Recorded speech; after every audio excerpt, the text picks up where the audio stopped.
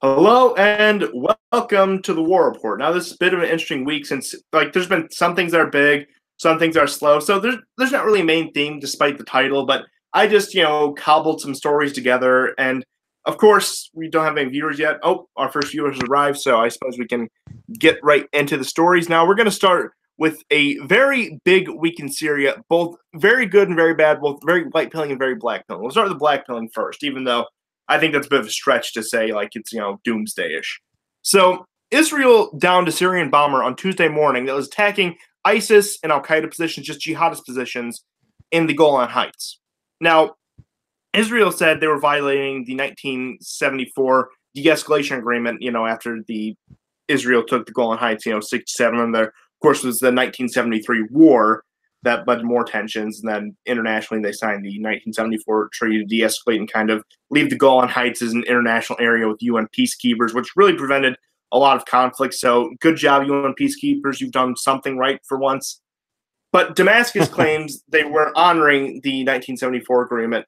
Now, another surprising thing that shows the war in Syria is really drawing down is both Washington and Moscow were very quiet on this issue. They didn't really touch it. They didn't really care. Now, of course, the other concerns such as Ukraine and Iran that they're discussing. But point being is I didn't see a statement from either. And if there was, I can't imagine it was like too strong a word and probably just one of those lukewarm ones, especially seeing as over, especially the past month, Trump has really pulled back support for the, quote unquote moderate Syrian rebels. So he was probably going to be quiet about that. He's more focused on issues like Iran now, which we will get into later in the show based on the title, of course. But yeah, I thought that was a bit interesting. The fact that, a lot of people made it a bigger deal than it was, but fundamentally all it was a PR victory for ISIS, and Israel got to keep a little bit of proxy army in order to, have a bludgeon against Assad in the future. But there was a interesting point you wanted to make on this. I'll let you tell them. Sure. Yeah, I mean, Lavrov was in Israel discussing things with Netanyahu before I think this jet was down. The Syrian jet was down. But one of the interesting things about this particular case is it's the story of the reporter who reported on it. His name is Matthias Inbar, and Matthias Inbar is a journalist that, amongst other venues, is a journalist for I-24 in Israel. And the video of the plane that was downed in the body of the pilot was initially released by ISIS, and of course the ISIS commandos were there, cheering and Alak-barring, and it is from them that he was the first sort of quote unquote respectable media that got his hands on this video, which was on an encrypted app and later was played on I-24. And of course, the female who shot the two missiles to down the jet is now, a hero in Israel. So, but he has a history of always getting these important interviews with moderate beheaders in Syria, almost right from the beginning, from like early 2012. He also interviewed Benjamin Netanyahu, and it's just interesting that everyone was ready to pounce on this jet right away when it happened. Very similar to when the Russian jet was downed, I believe, in what was it, 2015. Yeah, in Turkey, that was people said World War III. Yeah, but yeah, that was just it's like that situation actually that you bring it up. I didn't even think of that. Right, right. I mean, it is that, but it's very slimy. So anyhow, it's being used for propaganda. But honestly, when the white helmets, there's a video of the white helmets leaving, Israel doesn't want to be mentioned that they facilitated the white helmets evacuation out of out of Hungary. So in a way, Israel wants to keep this hush hush, but a lot of people already know now. I mean, we know a lot of things prior to Trump's election, Trump's electoral victory in 2016, when in the summer all those WikiLeaks reports were coming out, and so we know that all the way to the top there was knowledge that we were funding various terrorist groups in Syria. But anyhow, I thought I'd mention this Mateus fella and his sort of role in it, his long-standing history. You can find his account on Google Plus as well. It has all his interviews, including this latest one. Yes, he's definitely an independent journalist, no bias. That's what we're getting at here. But that's aside the point. Now, there was concerns at first that this was a Russian bomber. Now, both sides confirmed that it was not, and it wouldn't make any sense because Israel has no interest in a conflict with Russia because number one, Netanyahu may be a warmonger, but he doesn't want to start World War III, at least not just yet. And he also uses Russia as a medium between him, Syria, and Iran. So he doesn't really want to anger Putin that way. So, and you'll recall from about a month and a half, 2 months ago, the fact that Putin was the one who actually tried to broker this deal between the Iranians and the Israelis in Jordan. You'll remember we talked about how the Jordanian diplomat had to run back and forth. But yeah, so definitely wasn't Russia, just put those here to rest. But another interesting thing, the fact that as soon as the jet was shot down, ISIS immediately began a manhunt for the down surviving pilot because the aircraft had two pilots. One died upon the crash, the other survived. And, as soon as it happened, as soon as ISIS caught word of it, they began hunting for the pilot. Now, I'm sure there's no coincidence there. I'm sure Israel was just defending itself, and, ISIS just so happened to be there. And the two, had no collaboration, whether it be directly or indirectly at all. Now, that's just conspiracy talk. You're just a bigot if you think that, okay? You're just crazy. Mm-hmm. Well, I mean, I think the American press is almost like in the American press and Western press, it sounds almost like the jet came within miles from the Temple Mount. Yeah. Let's not forget that if it strayed, it only strayed a kilometer or two inside the Golan Heights, which is disputed territory, anyways.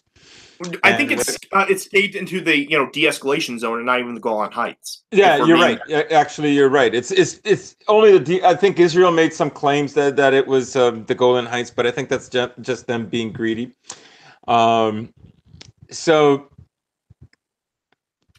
yeah. It's the whole thing is so preposterous, and it's real propaganda for the Western audience, especially for American evangelicals. I don't even want to start with that.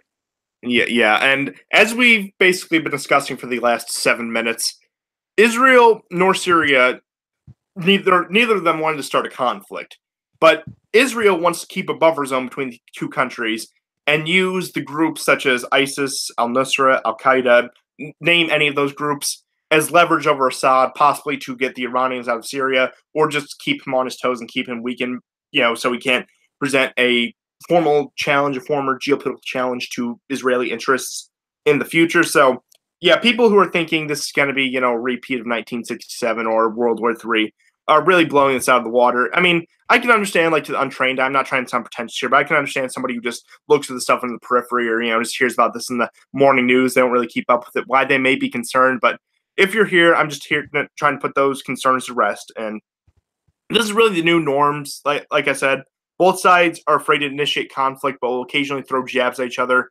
And as I said previously, Israel's main concern is driving Iran out of Syria. As shown by the past 70 years, they cannot, I can't believe I'm saying this, they cannot Mossad the Assad.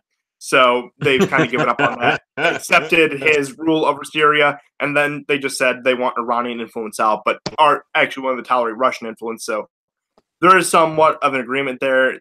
Like I said, the tensions are going to exist until Iranian forces withdraw, which they could not. I give it actually 50-50 at this point, depending on the internal situation in Iran, depending on how the U.S. acts towards them, whether it be, outright war, which I severely doubt. We'll get into that later in the show, or economic pressures or any of that. But again, that's all up in the air. Yeah, I mean, let's not forget that Syria, along with Iran, too, has is fully aware that America is not going to enter a full-scale war. The news so much so says that they're interested in a soft regime change. They're going to fund all the Iranian moderate thoughts. Groups. Yeah, moderate groups, more protests and what have you. And that hasn't worked, and it won't work.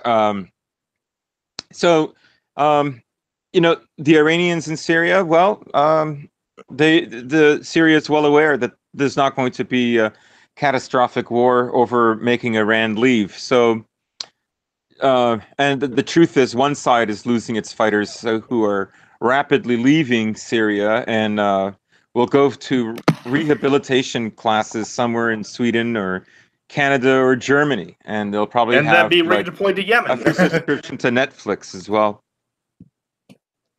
Yeah, but definitely. But now for the better news on Syria. Sorry to hear that things have to readjust here for a second, but I will still try to continue. After more or less liberating Daraa, which is really that southern province, which is really the last stronghold of the rebels and ISIS forces, Syrian forces moved to take that back Idlib, which is the last remaining stronghold of the quote-unquote moderate rebels. Now it's controlled by the group called HTS, which is short for Hayat al-Sham. I believe I just completely butchered that pronunciation like they butcher Christians, but again, that's all aside the point. And the Syrian forces actually preparing an attack group larger than the one they put towards Daraa in order to take back the city. Because you'll recall, this is the city that basically has direct line to Turkey for supply lines after Turkey took Afrin from the Kurdish groups. And, it is a question whether the Turks are going to get involved, but I don't think they will, because they've been warming up to Iran, so therefore probably warming up to Assad and Putin as well. So that's all very up in the air there. Yeah, and there's a story also that Turkey is going to be buying Sukhois from Russia. I don't know if it was their first choice, but they are buying them, and they're not going to be the F-35. So, I mean, I see, there's been a huge change since the downing of that Russian jet in terms of relations with Turkey and Russia. So, well, Turkey's a secondary power, so they're going to have to play both sides, whether they love or hate, each respective side. Yeah, it's just one of those things you have to do when you're a rising power. India does it. All these countries do it. Even, to an extent, Germany, the EU do it. But again, that's all very interesting. Now, ISIS, a lot of people will talk about how they have been defeated, especially the progress under Trump, which I will give Trump credit. Rather than trying to overthrow Assad or fight, Shia groups, he has more or less focused on fighting ISIS and Islamic groups and really easing off Russia and Assad despite a few instances. But anyone telling you that ISIS has been defeated despite all the land they lost is fooling you, because ISIS is still holding strong, especially with its last-ditch efforts. They actually just committed, I believe, it was a suicide bombing and just a series of bombings and attacks in Al-Sidia, which I hope I pronounced that right, near southwestern Syria, near Daraa. It's just a small town. Yeah, but they committed an attack and killed roughly 200 civilians. So, like I said, they're still there. And this was actually before the downing of the jet. So this one was actually unrelated. I'm not being sarcastic here, but yeah, that's definitely a little bit concerning that ISIS still has enough power to, commit attacks like that. But the SIA launched a counterattack immediately, and I think handily won that battle. Yeah, this is where where the uprising started in the first place. The cradle of the revolution, quote unquote. Yeah, the quote unquote revolution. Remember that, the Arab Spring, or some call it the destruction of Libya. Or how Zuckerberg was going to use Facebook to, completely liberate the Middle East. Yeah. It's just it's a big one they like to do. Pitiful. Oh yeah, helping the Muslim Brotherhood organize, a coup. We got real democracy right there. Yeah, those guys. Yeah, 200 is an awful lot of people, and I guess there still needs to be work about securing the border with Israel. I'm very sure that they're scooting in and out from the Israeli I think border. that one was actually on the Jordanian border, but again, the same premise still stands. Let's not pretend like Jordan is, some bastion against ISIS either. But moving on from that, basically the situation in Syria is more or less the same as it has been. Things have been going well for Assad, especially after Trump even got the neocons to admit that Assad isn't the problem. It's the Iranian forces in Syria, which I think is Trump's, compromise, art of the deal style stuff. But that's all aside the point, which we'll, again, get into later. But let's move more towards the home front, towards the aftermath of the Russia summit. Now, there's been a lot of neocon backlash. Unfortunately, the president has given into a bit of it. Now, not enough to say, like, where I can say, Trump's cucking or anything like that, but he gave into it the amount you would expect a president under the pressure of an administrative state that's existed for 100 years and basically runs the country would. So Pompeo came out and said Russia should end its annexation of Crimea, which is actually a bit better than what Nikki Haley said a few months ago. Like, Nikki Haley said Russia must end its annexation of Crimea, talking about what a travesty it was. But, what Pompeo said sounds like a, suggestion you make to an allied country. Hey, maybe you should, back off a little. Yeah, I mean the bridge construction is going on, and Russia is never leaving Crimea. There will literally need to be a war for Russia to give up Crimea. It might be in Crimea, it might be elsewhere, but they will never ever leave Crimea, and that's just a fact. Nikki Haley. Remember last time the West tried to drive Russia out of Crimea? Russia technically lost, but they still held on to Crimea. Point being. Yeah. So that's a non-negotiable item, and they know that. So it's a lot of bluster from Nikki Haley. Nikki Haley is the other alter ego of Trump. Trump has all these alter egos like Bolton and Pompeo and Nikki Haley. But all these people who were either attack dogs or he was forced to hire, I think is more so forced to hire Haley, but then kind of realized what was going on. So people like Bolton and Pompeo to be attack dogs. And Trump is also quite responsible for contradicting them sometimes, or them contradicting him. So the impression that gives actually to the rest of the world is something very interesting. On a Russian talk show, there was a guy that was talking about how it's obvious that that there are strong divisions emerging in America right now, and that this guy was literally afraid for Trump's life. He had been some kind of intelligence boss years ago, and said that, I mean, it's something I was saying, I tweeted about 3 weeks ago, that America has arrived at its perestroika moment. And he literally said the same words, that this reminded him of Gorbachev, and it reminded him of perestroika. And they're quite aware of this idea that there's a kind of a readjustment of American hegemony, and a moving away from the empire in order to save the nation, the state itself. Yeah, kind of like Pat Buchanan said, we're a republic, not an empire. He actually wrote an entire book on it, believe it or not.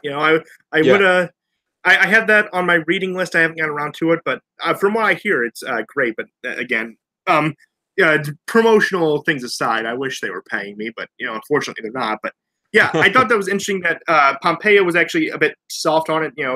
Kind of balancing the Nikki Haley and Trump side, where Trump says, I don't care. And then Nikki Haley says, oh, we got to stand with the, democracy in Ukraine. But speaking of Ukraine, this was discussed during the meeting and more so came out in public because that's how these things always work.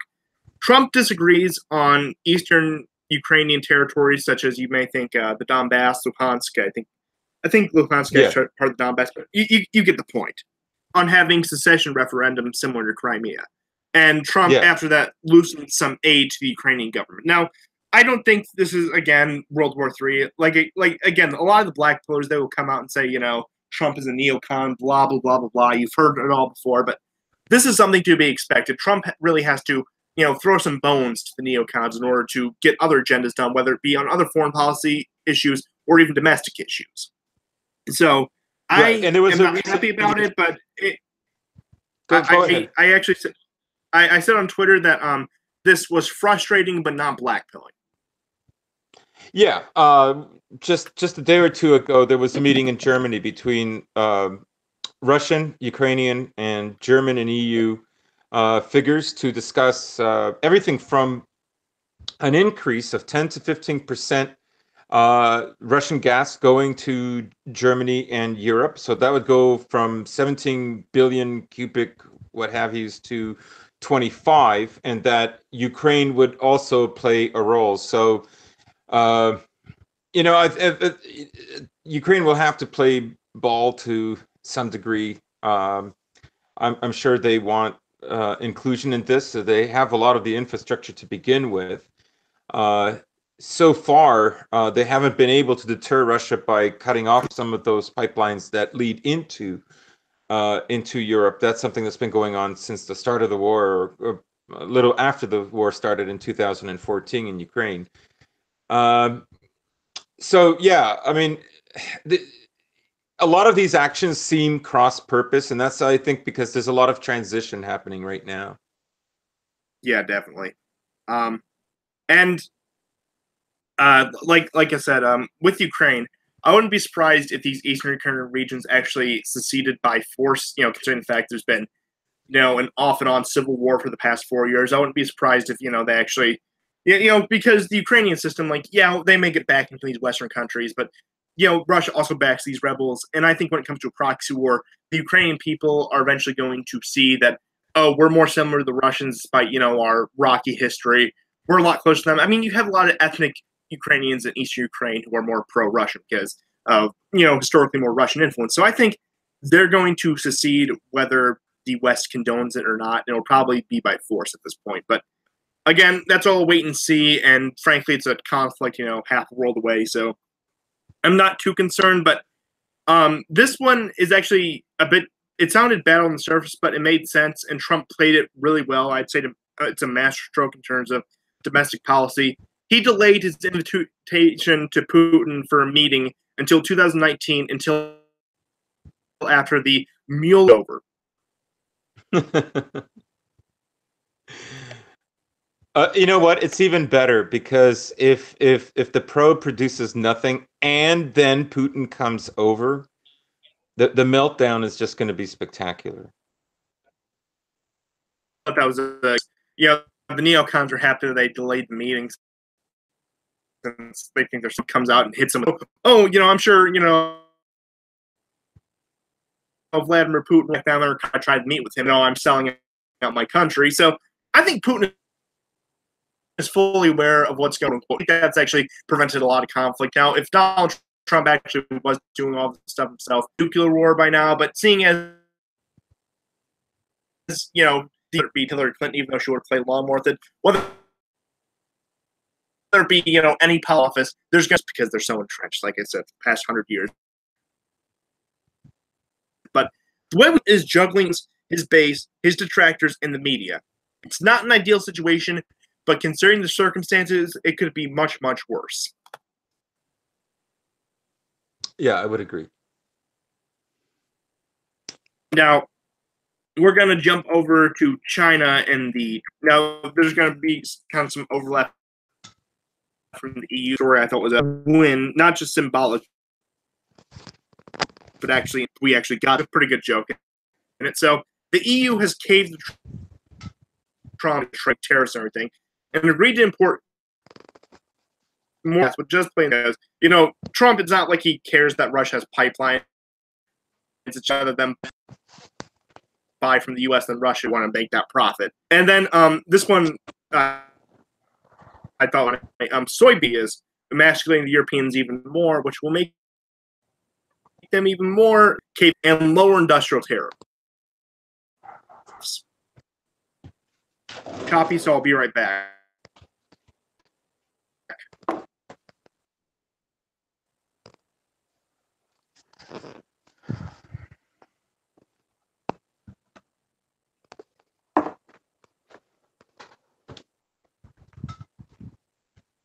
Sorry about that, guys. Yeah.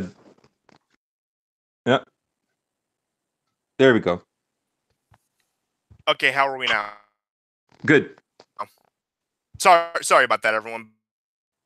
But yeah, like I said, the European Union has kissed the ring, and not surprised we have a lot more economic leverage over them. We have all this weight to throw around, so it's about time we start throwing it. This is especially of Trump. I support the fact that he's actually less influence for it's rather than the neoliberal empire. But over to the big story I wanted to talk about. Now, Michael Collins who is the Deputy Assistant Director of the CIA's East Asia Mission Center, told the conference he was speaking to a security conference, currently the biggest threat to the United States. He even echoed been stated on the show past. He said, and I quote, with the U.S. and what we stand far more significantly than any extreme Russia could put forward. That's a good thing because he's one of the few people. Chinese are more of a threat to the United States than hackers.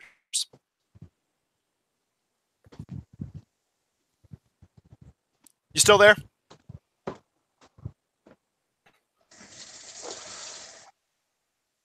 We may have lost GSP, so I will continue on regardless. Now, No, I'm in here. a similar... any commentary you want to add to that previous...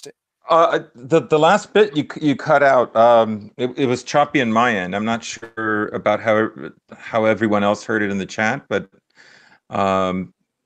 yeah, the last bit was choppy. I didn't get everything you said. I know. Yeah, sorry about that, but yeah, the biggest you mentioned that the biggest threat right now to America is China, not Russia. Yeah, it puts really like those 13 Kremlin-backed hackers narrative into perspective, if you ask me. Right, because there were CIA operatives that actually lost their lives, about 18, due to a Chinese American operative who was also in the CIA, and this unmasked them. So you can only imagine how big this story would have been if it was a Russian American that had done this. Of course, it's possible that, but they won't do it. It's kind of like it's not how they operate. Yeah, Russia knows. Just based on the way they have been as a country and what's at stake, they wouldn't risk executing an entire line of CIA officers. But another intelligence officer that echoed the same sentiments is the FBI director himself, Christopher Wray, Comey's replacement, said that China is the most significant espionage threat, and he has been running investigations into Chinese espionage in all 50 states. And like I said, that really puts the meddling narrative into perspective, if you ask me. Yeah. Like, which one is it? Is it going to be Facebook and her turn, or is it going to be like, actual killing of American assets? Yeah, and considering the fact how much economic leverage we have over China, I think we should put tariffs on their goods just for the geopolitical threat that they pose, and not even economic interests. I mean, I support it for the economic interests, of course, but I think just tariffing them for the fact that they behave like they do is a much... Yes. What's your take on... I know Volkswagen is apparently hurting after the tariffs on steel and aluminum, Chinese steel and aluminum. It's not really my area of expertise, but the retaliation now with the Chinese and soy... Trump is allocating $12 million in relief, but the Union of Farmers has said that the damage already done has been $13 billion. But I suppose it is a start, and these things are going to take a few months to play out. And I think, as you and I were discussing earlier, there's only there is going to be this troubled period when these trade alliances are renegotiated, very much like the Brexit, where Britain can no longer, afford to close down its obviously superior steel and aluminum over Chinese steel and aluminum. Aluminium, as they would say. Or aluminium. That's right.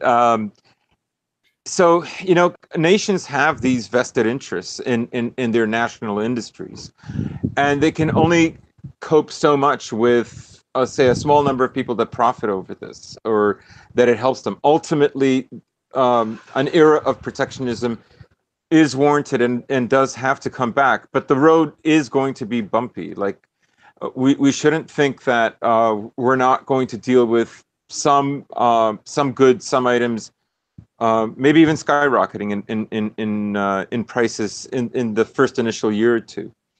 At the moment, Trump is also he's playing the game. I think a lot of the leaders are well aware that he will say one thing and then might do another or say another thing the day after to keep them guessing. But in a way, this is a kind of strategy that is the appropriate strategy for such a massive shift.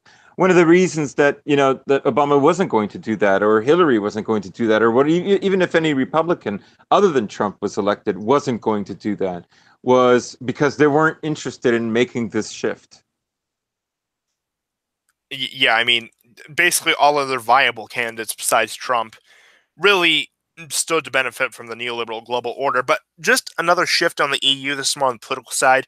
I saw an article in the New Yorker that said Poland is moving away from democracy, which, if we want a literal translation of that, Poland is moving away from neoliberalism and, submission to the neoliberal empire and standing up for their own national interests. So I thought that was interesting. You're seeing even more fracturing in the EU to the point where the mainstream media even has to admit that, yes, the European Union is becoming unviable and untenable, and the members are fighting amongst each other, and this probably isn't going to last that long. Yeah, I don't know if it can make it another 10 years, to be honest. I say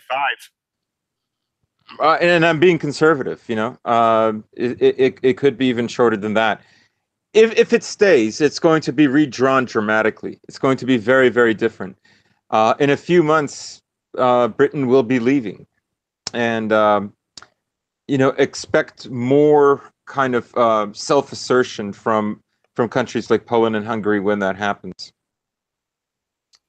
Now, another topic I wanted to move into before we got into the big one, the big finisher, was North Korea and the fact that there's actually been progress there, despite what Trump's detractors have been saying that, oh, there's no progress. He, turned into Neville Chamberlain that day, and all the other, platitudes that you heard from the neocons and the leftists, which I don't even know how I distinguish between the two. They're practically the same, about the North Korea summit. So about 6-7 weeks, after the summit, North Korea has began dismantling missile test sites, which, if you ask me, is more of a priority than denuclearization, because they have their nuclear tests every once in a while, but their nuclear weapons were really something you would see in the 50s, something you would see the Soviet Union test in the 50s, like the first bomb that they got.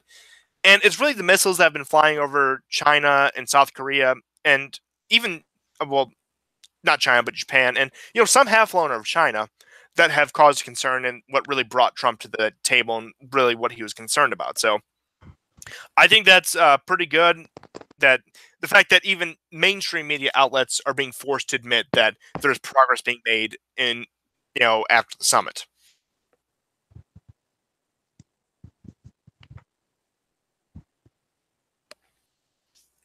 And like I said, this is actually moving along at a normal rate, but people were thinking this was going to happen overnight. Like, all of a sudden, Kim Jong-un was going to ship his nukes off to Paris. They were going to be dismantled. And then the Korean Peninsula would be reunified, or, whatever they thought the narrative was. And a lot of people were saying, oh, Trump, that didn't work all the way. Your summit was a failure, and you're a sellout, and you sold out the American people, and you're a traitor. And insert and many other platitudes that were thrown around on the day of and weeks following the summit. So ultimately, we're seeing progress. It's been a success. It's going to be a long, slow process. So I think that's a good thing. So if you have any thoughts on that, we can move on to our final topic, which is the whole Iran debacle that happened over the weekend. But if you do have input on this, I will allow you to speak. Why don't you lead with it, and I'll say something afterwards. I mean, do you have any thoughts on the North Korea?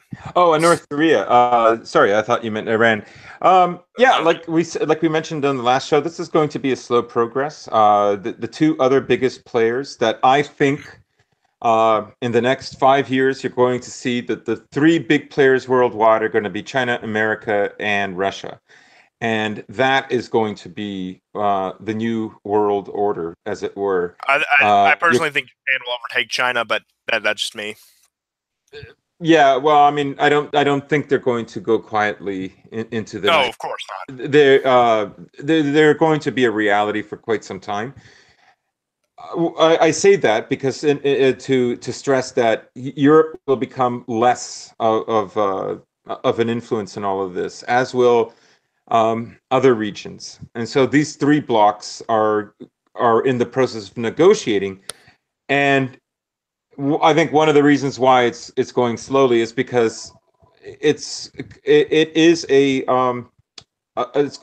kind of a centrifugal for all of this, and that's why I think Korea is going slowly. It's also a very complicated situation. It's two countries that have been separated even longer than Germany was, and they're even more sort of desperately different from one another than Germany was.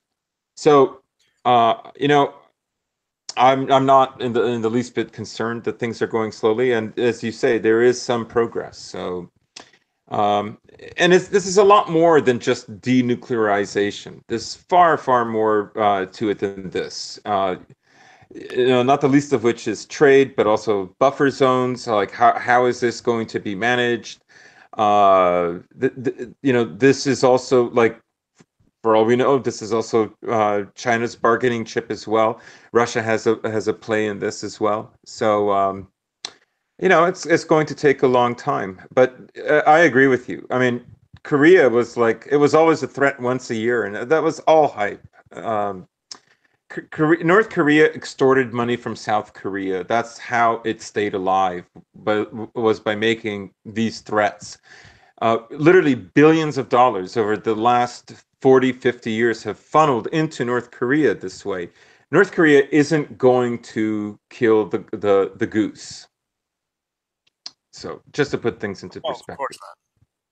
But I do want to now get into Iran, which is gonna kind of be the focal point of this episode. Now, both during his campaign and his time in office, Trump has been very apprehensive towards regime change. You saw this both the Syria strikes; they were both a one-off thing, hitting targets that weren't really that significant, talking a big game against North Korea, but then meeting with them. As we were just discussing North Korea. But fundamentally, that's part of his campaign. That's part of his really base that keeps him in is the non-interventionist anti-war crowd, believe it or not. So he's apprehensive towards regime change. Now, Pompeo, Bolton, and Haley have all been pushing for the fall of the Iranian regime for their entire careers. Now, Trump can keep Pompeo and Bolton on a leash because they're both later hires. He learned what was going on, and he said, I'm going to get some obedient neocons that can, that are all bark and no bite, more or less, because he's going to disregard any advice they give for any subversive action. As we saw in Syria, he went more with the Mattis strategy rather than the Bolton strategy. And the thing is, Nikki Haley is one of the early hires, so she has kind of more of a loose cannon, I guess you call it. She constantly contradicts Trump. Trump will say something, and then she'll be at the UN completely saying the opposite. And I don't even need to go any further than this to, explain why Nikki Haley is awful, both in her domestic and career as ambassador. Now, culminating all this, Sunday night, Trump made the now famous or infamous, depending on who you ask, all caps tweet directed at Iranian President Rouhani. Black pillars wept, white pillars shrugged it off, the left shrieked, normies were confused, and I personally laughed. Now, what's going on here? Trump is trying the North Korea strategy on Iran to try to renegotiate a new deal. In fact, believe it or not, you actually had Nikki Haley come out and say, we're willing to talk to the Iranians. But, fundamentally, I think Trump realized this, but I don't think a lot of other people realize this, that North Korea and Iran are fundamentally different situations, and mainly because of the backing of Russia and China that the Iranians still maintain that the North Koreans lost. Mm-hmm. Yeah, I mean, I don't take the tweet that seriously at all. I found it funny as well. It's amazing that people are still shocked by some of these tweets, to be honest. Now, I know that. You remember the "my red button is bigger than yours" tweet? I mean, that's what this seems like. Yeah, yeah. This still comes down to. I mean, in no way do I believe this is about really. I know they'll say this is about the Iran's nuclear threat and so on and so forth. The truth is, Iran isn't building nuclear weapons, and even if there were, I personally don't care.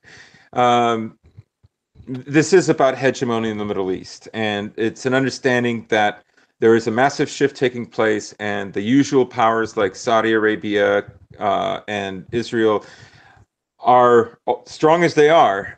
There are other contenders, and the fallout after Iraq is that uh, things aren't going the way they were supposed to have gone. So ultimately, this is about hegemony, and the nuclear deal is just a fig leaf, really. Yeah.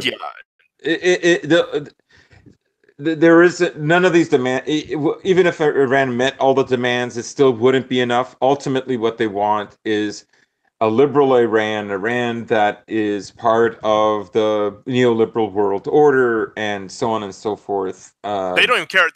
They want a subservient Iran, because they'll tolerate countries like Saudi Arabia that kiss the ring, but Iran could have all the same internal policy it had, but if it kissed the ring of the neoliberal global order, they wouldn't care. Yeah. But Iran has responded to Trump's tweet saying a U.S.-Iranian war would be the mother of all wars. So there's a lot of bluster on both sides. In many ways, despite its differences with the North Korea situation, in a lot of ways, it's the same in terms of the way they talk to each other. Trump does come, especially with his business career, he comes from the Asian school of thought and the Eastern school of thought, where you have to be big, bad, and loud to get people to listen to you, which, I mean, is true in a sense, especially if you're talking to these countries. Now, as I've previously stated, we're to a point where even the hardcore neocons, even, John Bolton himself, prefers using covert methods like supporting groups like MEC as opposed to direct intervention. So that is a bit of good news. Now, I'm against all regime change, whether it be supporting groups or, actually invading. But in terms of invasion, war games conducted in 2003, I heard this on Tucker Carlson's monologue last night, which is very good. You should check that out. Now, war games in 2003. Now, keep in mind, 2003 Iraq War, when the U.S. is at the height of its war-making power, calculated that a direct U.S.-Iranian conflict would result in 20,000 casualties on day one. And you also got to consider, this was in 2003. Mm-hmm. The U.S. has really spread itself thin since then between Iraq and Afghanistan. And then you also got to consider the Iranians have been preparing for an American invasion since 1979. So they've been investing in military technology. They've been buying arms from anywhere they can get them. And Iran is also in a position to attack U.S. forces in Syria and Afghanistan if such a conflict were to break out. And another big point that a lot of people have failed to consider, that Shia Muslims from all over the world would see this as a declaration of war not only on Iran, but themselves, and come to fight on the Iranian side, which would create, between Iran's terrain and its military power and its civilians and all the, international volunteers, it would be a bloody guerrilla war with direct intervention. And the Absolutely. U.S. public would not tolerate it, especially if D.C. is stupid enough to try to implement a draft for this war, which I think after Vietnam, the draft kind of went by the wayside, seeing the reaction to that. Even, 50 years on, I don't think the American public would tolerate a draft, especially for a war like Iran. I think it'd have to be like another World War II situation where we were directly attacked and, our country's sovereignty was actually under direct threat. I'm not saying, that the Japanese were in World War II, but you get the point. Mm-hmm. So let's not forget that even if America could conceivably topple Iran, let's not forget that it couldn't have an ending very similar to Iraq, where it actually has made the situation worse. The truth is, America's intervention in Iraq at the behest of Israel and others, not just Israel, is one of the main reasons why Iran has prospered in strength.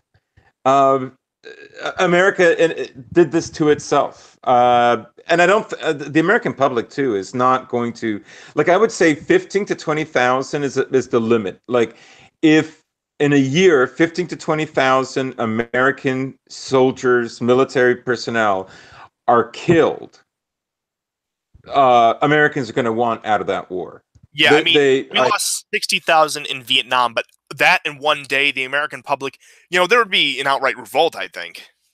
Yeah, absolutely. Even if it took a year or 6 months to reach 15 to 20,000 dead, um, no, no, there won't be support for it. And as you said, they're very they spread very thinly. You can look at maps and you can see that there's all sorts of American bases in Afghanistan, and they're there basically to monitor Iran. They're there to push Iran.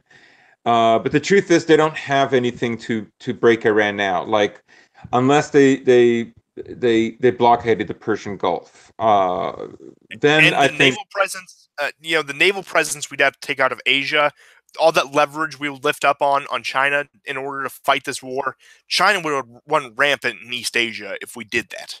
yeah. Also interesting. This week was the first time that China was delivered gas by a Russian Arctic vessel that is made just to deliver gas. It literally went all across the Arctic Ocean and came down and delivered gas. So there's already these other methods of delivering gas that are out there. Like, um, I mean, technology has really changed. That a lot of these tactics to try to contain Iran um, might not work anyways. Now, let's just consider all the circumstances we've just laid out here. In my estimation, this is likely if there's going to be a regime change effort in Iran, it's going to be through groups like MEK, other groups that they get. They may take all the Sunni fighters that they trained and stick them in Iran to wage, jihad against them. Or this one I find probably more likely, we will probably take the fight to Yemen and fight Iranian forces and their proxies there, trying to weaken them and weaken them internationally before we can really strangle them, since again, we just discussed why ground war with Iran is completely out of the question. We're going to take the strangulation tactic, and it may be simultaneously both. We may support unrest groups in Iran while waging a Syria style war in Yemen, even more than we already are, that is. I think we're going to also know a lot more about it'll be easier to guess what happens after the primaries. I think right now we're not going to see a lot until we see the results of the primaries first. Yeah, definitely. And like I said, Trump doesn't want to risk it. And even people like John Bolton want the indirect intervention. Like I said, I would be furious if we did fund groups that overthrow the Iranian government, but it's no ground war. And honestly, at this point, one of the things that would completely turn me off from Trump, make me into an ever-Trumper, would be a massive ground war. Even if we did a covert regime change, I would hold that against him, but it wouldn't be enough to turn me against him. But let's just talk about the hypothetical consequences if there was a regime change in Iran, whether it be through organic means, covert means through U.S.-backed protesters and revolutionaries, quote-unquote, or through a direct U.S. invasion, which we already pretty much ruled out. Now, if the Iranian regime falls, the situation will be a lot worse. Now, Russia and China will most likely be the ones to rebuild the country, as we've seen in Libya, as we've seen in Syria, as we've seen in all these other wars. And that would put Iran firmly into the Russian-Chinese sphere and basically make them more of a puppet than they already are now. Because, I mean, Iran exists because Russia and China exist, and they're the only thing holding them together. And, basically they would become, just complete puppet. Now, another thing we got to consider, hundreds of thousands, if not millions, of Shia Muslims would pour into Europe as refugees, and other groups, pretending to be refugees but aren't really, because that's been a problem over the past few years, would pour into Europe and bring their feelings towards the Sunnis with them. And basically, we would see their ethno-religious wars on the streets of Berlin and Paris, more so than we already are, that is. Yeah, and I mean, Europe doesn't have the stomach for this either. America's actions in Iran would not be they would have to be multilateral, and at the moment, especially with the way things have been going with NATO the last few weeks, it's just not going to happen. I mean, it's just the globalists have an interest in keeping Iran in power. The nationalists don't want to fight a pointless war on behalf of another country. So you're not really seeing a strong coalition for it. And we all know Israel isn't going to. We all know we won't be marching side by side with the IDF into Tehran if we're going to be marching in Tehran in the first place. But speaking of Israel, another interesting thing that would happen is if the Iranian regime went down, Israel and Saudi Arabia would immediately turn against each other, starting and inflaming several new proxy wars. Yeah, that's a possibility. I mean, I think Israel and Saudi Arabia have been actually closer, a lot closer than we think for a longer period of time. But uh, you can't underestimate that their recent closeness has a lot to do with Iran, with both of their mutual feelings towards Iran. Um, yeah, they're not going to get the war that they want, and they've lost in Syria. Um, will they act desperately? I don't know. It all the tempo is going to be set by Trump, and so far Trump is saying, you know, we're going to have to make deals. We're not going to go to war. That's just a fact, you know. But we'll see how it plays out. But at the moment, I think our side is doing very well. And another reason I think Trump won't directly go into Iran, at least, openly, like I said, there's probably going to be, whether through Trump's consent or whether he strong arm into it, covert regime change attempt. He doesn't want to initiate a war with Iran in order to keep North Korea at ease, because they're going to lose all trust in us if we try to do another regime change war while we're trying to negotiate with North Korea.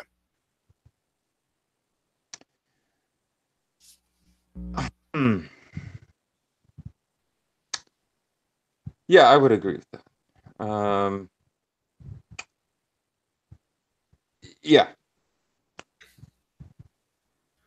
Yeah, I would definitely say that that's probably one of the biggest reasons, but many will tell you otherwise.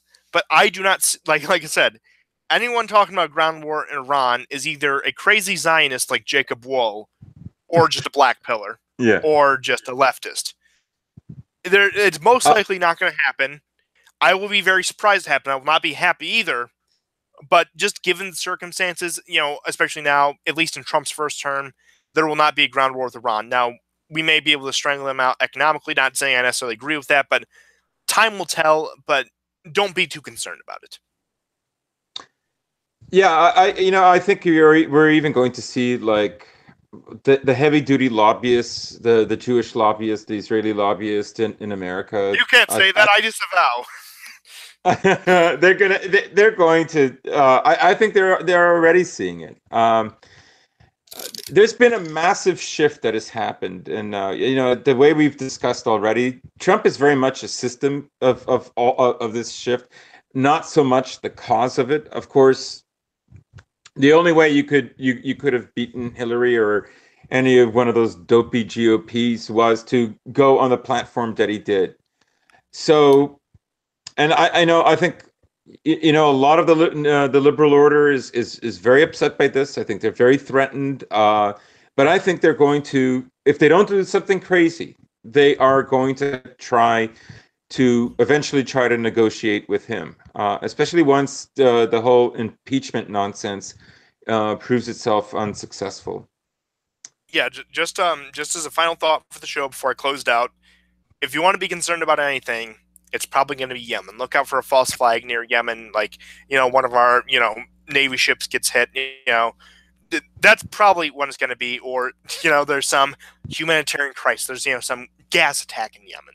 That's what you got to be on the lookout for, because if we're going to confront Iran, it's going to be through other means than direct intervention, and it's a lot of people will either ignore that out of ignorance, just overlooking it, or because they want direct war with Iran. So just keep an eye on that. It's been the War Report. I have been Constantine. Of course, you can find all my links below. I try to make it regular YouTube videos. I put one out yesterday. I make it about all different kinds of topics, not just foreign policy. I'd like to cover and other political topics too. So if you want to see that, of course, there's all the links. There's my Twitter, my backup Twitters, my Gab account. You have anything you would like to plug? Nothing for now. Yeah, my closing thoughts are that we're going to see even more interesting days, and most of them are going to come after the primaries. That's still a little bit ways away, but Trump is actually doing quite well, all things considered. And he's still the most entertaining president ever. Oh, Anyways, I I want will to agree on for that having point. me on. If we had to have a paradigm shift, I'm glad it was Trump. And thank you everyone for tuning in. I will see some Thanks, of you very soon, and goodbye.